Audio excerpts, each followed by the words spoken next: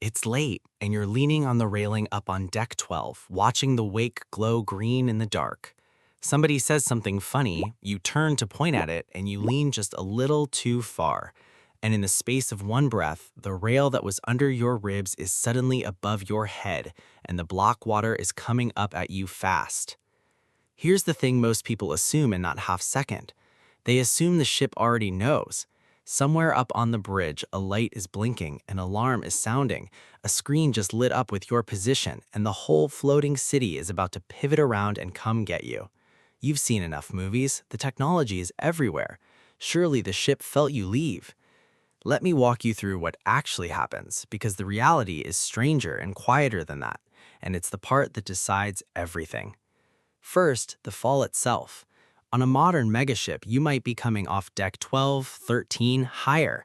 That's 100 feet or more of open air before you touch down, and at that height, water stops being soft. Hitting it can knock every bit of breath out of your lungs, and it can injure you before you've even gone under. So before we talk about rescue, understand that the fall is the first filter. Your survival mouth starts a full second before you've surfaced, and you don't get a vote in how that part goes. Now you come up, gasping, and you look for the ship. It's still moving. And this is where the assumption everyone carries needs to quietly fall apart. You'd think a vessel that size, packed with cameras and sensors, would register a body going over the side. It almost certainly didn't. Because here's the part most passengers never learn. On the overwhelming majority of ships at sea right now, nothing automatically detects a person going overboard. No alarm fired when you left the rail. There's no tripwire, no motion beam, no sensor net wrapping the hull. What there is people. Whether anyone knows you're in the water comes down to one brutally simple question. Did a human being happen to be looking at the exact spot at the exact moment that you went over the edge? And that single question is close to the whole ballgame.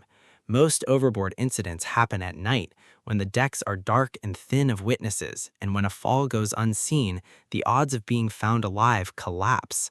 Being spotted in the first moments isn't one factor among many, it's the one that tends to decide the rest. Which raises the obvious follow-up. Aren't there rules about this? On a ship carrying 4,000 people, surely automatic detection is required. And the honest answer is a small surprise of its own. Mostly, it isn't. A 2010 US law nudged the industry toward the technology, but it let cruise lines satisfy the requirement with cameras that record rather than systems that alarm. And the industry's position has long been that reliable, real-time fall detection just doesn't work well enough yet in the chaos of open water. The glare, the spray, the constant pitch of the deck.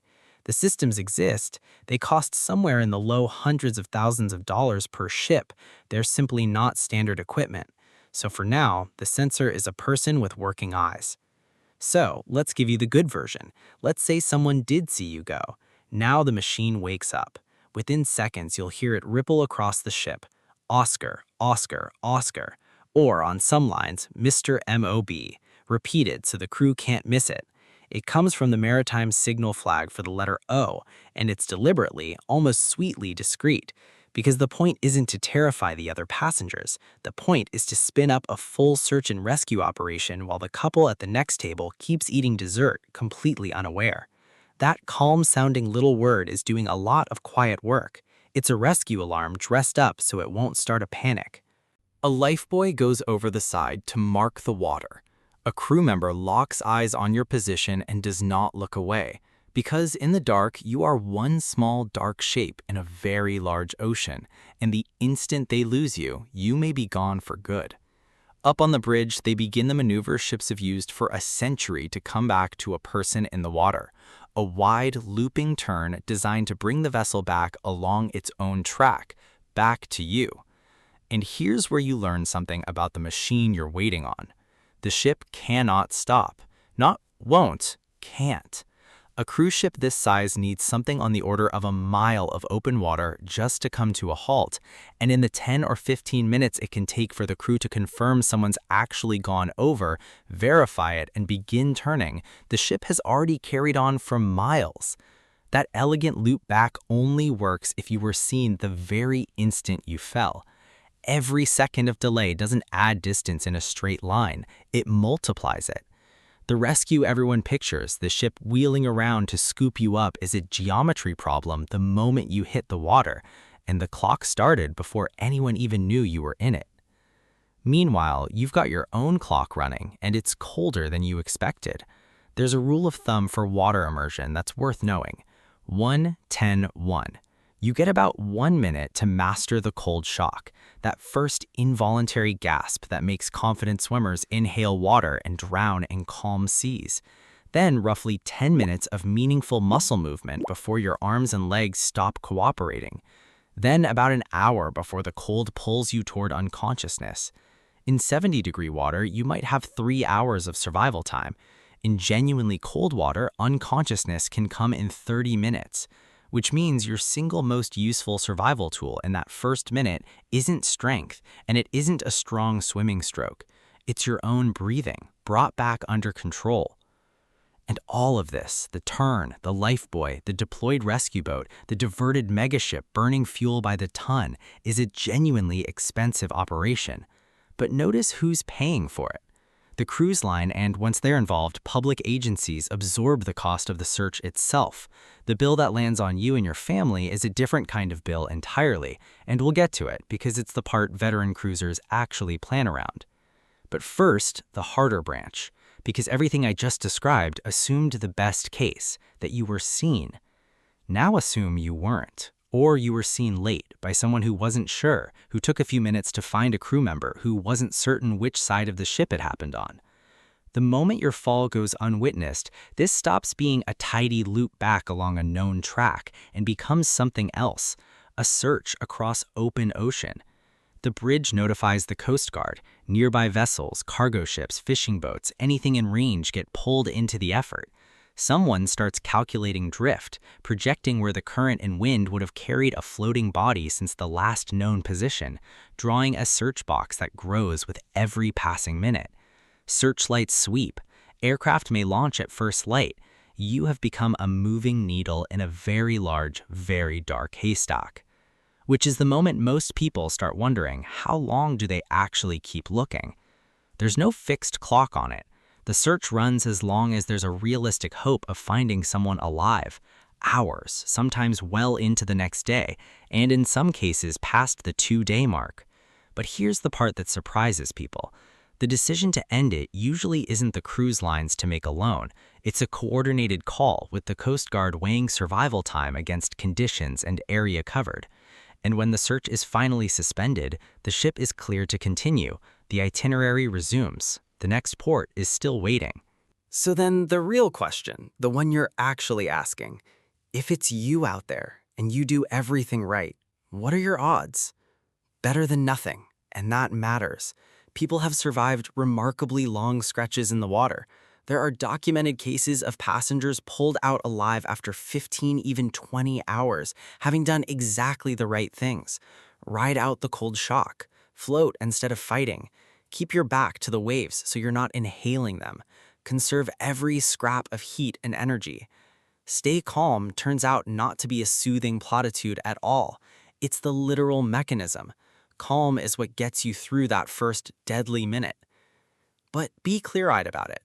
Across the well-documented years of records, only a modest fraction of people who went overboard came back, a little under a third.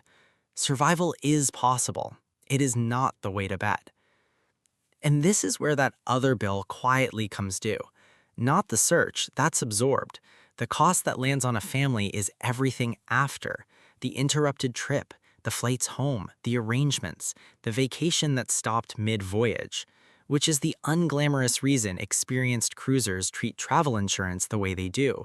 A cruise policy usually bundles trip cancellation and interruption together with medical coverage, and the line item that quietly justifies the whole thing, emergency evacuation and repatriation, getting you home from the middle of nowhere. The recommended evacuation coverage runs into 6 figures for exactly that reason. Waivers for pre-existing conditions typically have to be locked in within a couple of weeks of your first deposit, and the whole policy usually costs a small single-digit percentage of the trip. Nobody buys it expecting this. They buy it because at sea, the distance between you and help has a price, and it's a large one. So pull back for a second and look at the whole shape of it.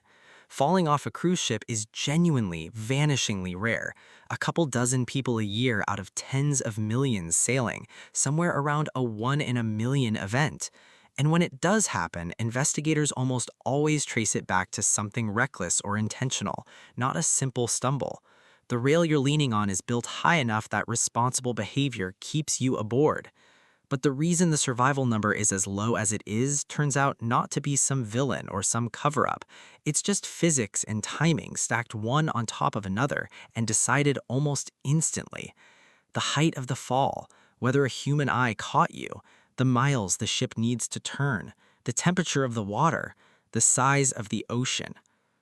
Which means the single biggest thing standing between a person in the water and a rescue isn't the technology, it's being seen. That's the whole game.